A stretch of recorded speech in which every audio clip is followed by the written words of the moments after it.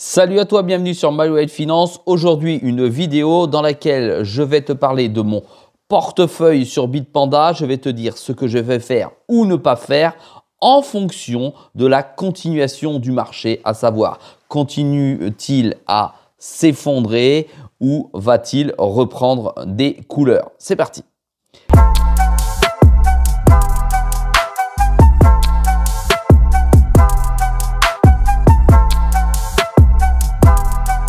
Sois le bienvenu dans cette vidéo. Je te rappelle qu'ici, il n'y a pas de conseil en investissement. Je te montre ce que je fais et comment je le fais. Ici, ça n'engage que moi. C'est ma situation, c'est mon portefeuille. Je te montre uniquement mes stratégies. Donc, ne les duplique pas. Ça n'est absolument pas, encore une fois, un conseil. Et je tente de me protéger naturellement en te disant ça. Allez, ici, tu as mon scan RSI. Le RSI, je te rappelle que ça me montre les surachats ou les surventes. Tu vois ici la plupart du marché que l'on retrouve ici en zone verte, voilà, vers le bas. Ça veut dire qu'on est en survente. Tu sais comme moi que le marché est en train de se casser la gueule. Tu as des informations qui émanent de certains médias en disant que Trump met ou suspend pendant 90 jours les taxes qu'il est en train de mettre, les taxes douanières. Et puis, hop, tu as la Maison-Blanche qui, 10 minutes après, est en train de démentir cette situation. Personne ne sait concrètement où nous en sommes dans cette gigantesque partie de poker menteur. Qui va gagner ou qui va sortir gagnant de la situation? En tout cas, je peux te dire une chose, ça fait énormément de dégâts aujourd'hui sur les différents marchés, que ce soit ici sur le marché de la crypto, mais également sur le marché des bourses aux États-Unis et dans l'ensemble du monde. Nous, en France, nous sommes que 20% d'investisseurs sur les actions, donc ça nous touche moins. Mais sachez qu'aux États-Unis, c'est pas loin de 95 à 100% des personnes, les particuliers comme toi et comme moi, qui sont investis en bourse depuis leur plus jeune âge, du simple fait qu'ils construisent leur retraite au travers de la bourse. De ce fait, mon avis, c'est que ça ne va pas durer plus longtemps que la fin de l'année, ça fait peur quand je dis ça, non, plus longtemps que la prochaine réunion de la Fed. Alors, il n'y en a pas en avril visiblement, il n'y en a qu'une en mai. Eh bien, voilà, pour la baisse des taux qui pourrait faire du bien au marché. Néanmoins, je pense effectivement que la folie de la Maison-Blanche a entraîné l'ensemble du marché international et que comme on est dans une situation de poker menteur, il y a peut-être des allègements qui vont avoir lieu. Je pense sincèrement que dans les prochains jours, peut-être demain, les prochaines semaines, tout va rentrer dans l'ordre. On peut descendre aussi vite qu'on l'a fait ces dernières heures que monter aussi rapidement. Je te rappelle néanmoins un principe de base. Si tu descends de 50% et si tu remontes de 50%, tu ne retrouveras jamais ta valeur de départ de la baisse. Et oui, parce que si tu prends 100 € et que tu baisses de 50%, c'est 50% de la valeur 100 €, donc il te reste 50 €. Et si tu remontes de 50%, tu grandis de 25%, tu retrouves donc 75%. Donc, moralité, on descend plus vite que l'on monte en général sur les marchés financiers et n'oublie jamais ça.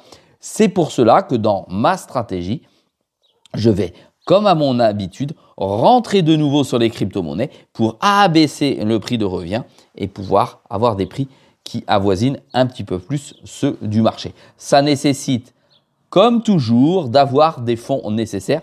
Je n'ai pas un puissant fonds. Ça veut dire quoi? Ça veut dire que je manque aujourd'hui de liquidité pour pouvoir opérer de cette manière sur mon ou mes portefeuilles. Je te montre quand même, comme je t'ai montré dans un short aujourd'hui, même hier, et toutes les cryptos qui sont au vert ici, buy à l'achat sur l'indicateur, qui dit que effectivement tout le monde est en survente, tout le monde est en train de sortir du marché. Sortir du marché, ça veut dire que les liquidités, d'accord, sont en train d'être stockées ailleurs, en USDC, en USDT, en or, en euros, en dollars, en yens, en ce que tu veux.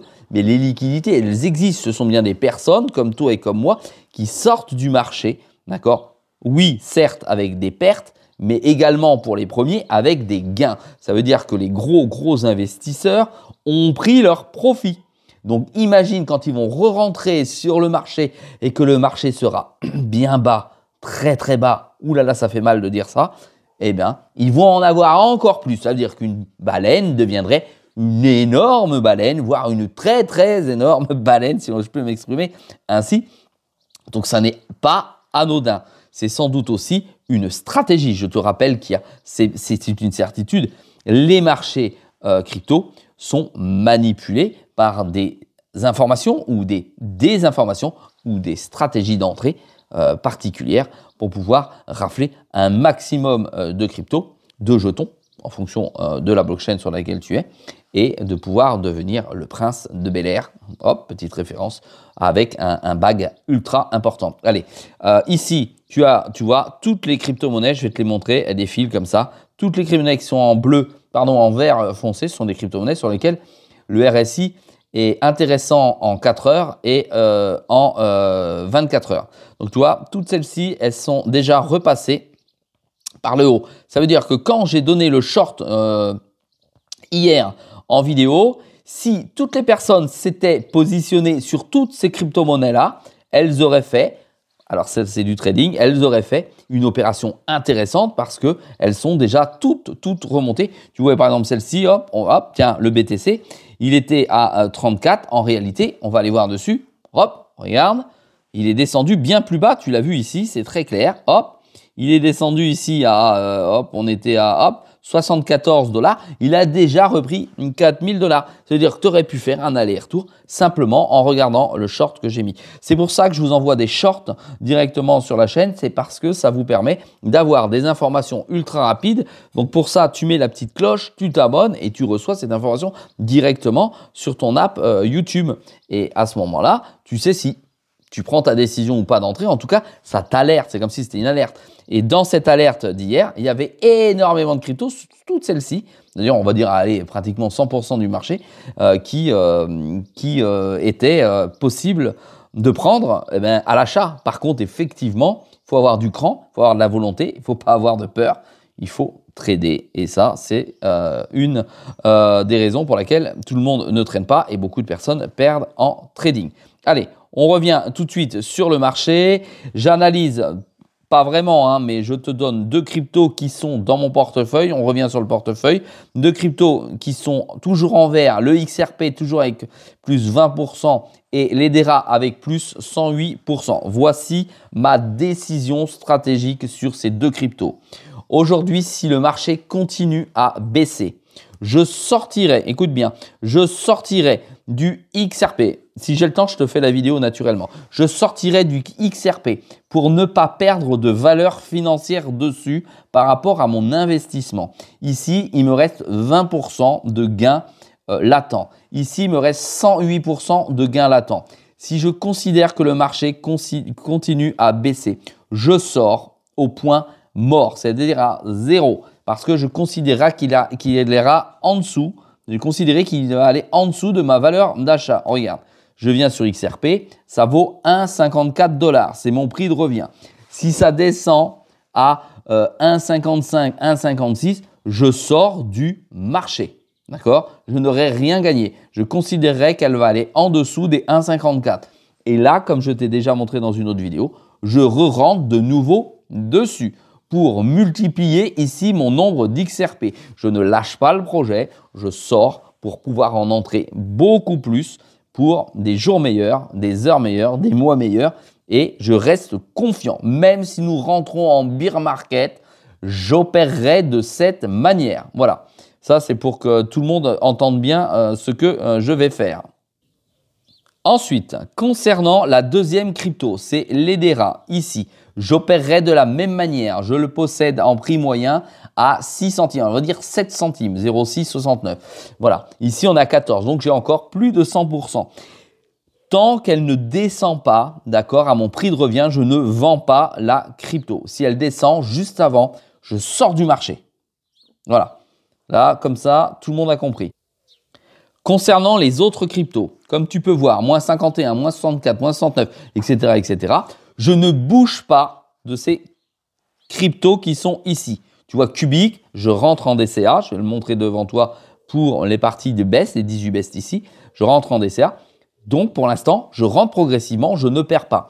Ça, c'est la preuve par l'image et par le compte que en rentrant progressivement sur une crypto-monnaie, si le marché chute, on ne perd pas dans sa position. Ici, toutes les semaines, je rajoute à peu près 14 euros, 15 euros en fonction de la valeur du best sur Cubic et je ne perds pas à ce jour. Concernant les crypto-monnaies qui sont en stacking, je ne bouge pas des crypto-monnaies en stacking à ce jour. Elles peuvent chuter très très très bas, je ne bougerai pas. Je rentrerai, si on est en bear market, dessus progressivement pour abaisser mon prix de revient et gagner progressivement en quantité de crypto et après en valeur quand celui-ci remontera. Mon dernier investissement qui était Ethereum, je suis aujourd'hui perdant avec moins 17%. J'avais mis 10 000 $. Je reste dessus pour l'instant. Je reste confiant sur l'Ethereum. J'entends dire ici et là que le marché va se casser la gueule. Ethereum, c'est la fin. Je reste en position. The Graph, je reste en position. Car ici, plus 26%, c'est pas vrai. En ce sens où j'ai fait du stacking et j'ai donc récupéré d'autres cryptos. Ça veut dire que c'est venu dans mon prix de revient. Mais en réalité, je l'ai eu à 0 €. Pareil pour Solana. Suis pareil. Quorum, tu sais, c'est une grosse valorisation en stacking. Je reste dessus. Regarde, je suis à 0,69. Pourtant, le bousin, je vais l'appeler comme ça, il s'est cassé la gueule, mais il est remonté très rapidement. Je reste en position. Je suis à plus 34,87 sur la crypto en stacking. Voilà ce que je vais faire sur ce portefeuille. Maintenant, regarde, je vais aller voir XRP pour très rapidement jeter un coup d'œil devant toi pour voir s'il a plutôt tendance à descendre. C'est oui, nous sommes en une bougie, une journée sur Binance. Il est en chute libre. Je vais regarder demain si effectivement il y a un petit sursaut. Et s'il n'y a pas de sursaut et qu'il casse encore une limite, un support, je sors littéralement dessus, tu vois. Il est allé très très très bas. Je t'avais dit, je rentre dessus s'il continue à descendre. Là, je te dis maintenant, il est fort probable que je sorte s'il continue à descendre pour aller en choper, en attraper, en acheter. Utilise le mot que tu veux. Tu vois, je suis un peu plein de conviction là. Eh bien, je vais re-rentrer dessus. Tout simplement parce que de toute façon, quand tu regardes ici, là, il y a eu une énorme montée. Si ça casse cette montée, ça vient ici sur le support, voilà. Je serais sorti, je serais content, parce que moi, je les ai eus ici. Et là, s'il vient ici rebondir, tu vois, 1,43, je suis à 1,54, je vais prendre 10 centimes par XRP, et s'il rebondit, bah, j'aurais pris, je sais pas, je te dis n'importe quoi, 150 XRP, 300 ou 600 XRP au passage. Voilà, donc pour l'instant, je ne fais rien. Maintenant, l'EDERA, celui dont je te parlais tout à l'heure, je clique sur Trading. Trading, tu vois, là, il y a une petite remontée légère. Ça veut absolument rien dire. Donc, dessus, je vais regarder et tu vois, pareil, une grosse remontée ici. J'étais rentré là, on va rester ici. On va le mettre comme ça. Voilà, non, j'étais rentré là, plus bas. On va rentrer ici, on le laisse, il est sur un support. Voilà, aujourd'hui, je ne fais rien du tout. Comme ça, je suis hyper transparent avec toi. Par contre, attention, ça, c'est ma stratégie dans mon portefeuille. Toi, effectivement, tu vas sans doute faire différemment si tu fais quelque chose. Tu es peut-être déjà sorti. C'est pas grave. Tu as peut-être fait une erreur, tu n'as peut-être pas fait une erreur. Je ne suis pas devin, je ne sais pas de quoi est fait l'avenir. Moi, je reste confiant. D'accord ? Confiant dans le temps. Je ne suis pas dans la crypto pour 10 minutes ou pour un bull run. C'est le 4e bull run que je vis. Je le rappelle, le 4e bull run que je vis. Je te garantis que mes bagues sont confortables et se portent bien. D'accord ? Même si ce que je te montre ici, c'est pas terrible. Mais je reste là et je te montre, même dans l'adversité, ce que je fais, d'accord ? Pourquoi je reste confiant ? Pour une simple et bonne raison, c'est si tu as vu mon portfolio, je reviens dessus, j'ai déjà mis de côté, hop, ici, une petite somme intéressante, 2200 $, d'accord ? Qui est placée sur Bitpanda. Ça veut dire que ça rapporte 2,1%, je crois, en un an. C'est rien, on est d'accord, mais tous les mois, j'ai le cash plus qui me donne un petit peu. Elle attend cette somme, d'accord, pour re-rentrer sur le marché, effectivement, hop, si ça se recasse la gueule, si ça se vautre, je dégaine, je tire et je re-rentre dedans. D'accord? Voilà. Ça veut dire que je sécurise ici mes euros, au cas où, même si c'est marqué en dollars, et c'est bien en euros. Et ensuite, je rentre sur le marché si j'ai mal jugé le marché, si effectivement le marché continue à gesticuler, ou si Trump fait des grands gestes vers le haut et fait en sorte que le marché continue. Je pense néanmoins que c'est une stratégie, d'accord, qui va bien fonctionner ou pas. C'est pour ça que je t'ai mis dans la dernière vidéo. Moi, Trump, c'est l'effondrement. Est-ce que l'on va survivre? Je ne sais pas non plus.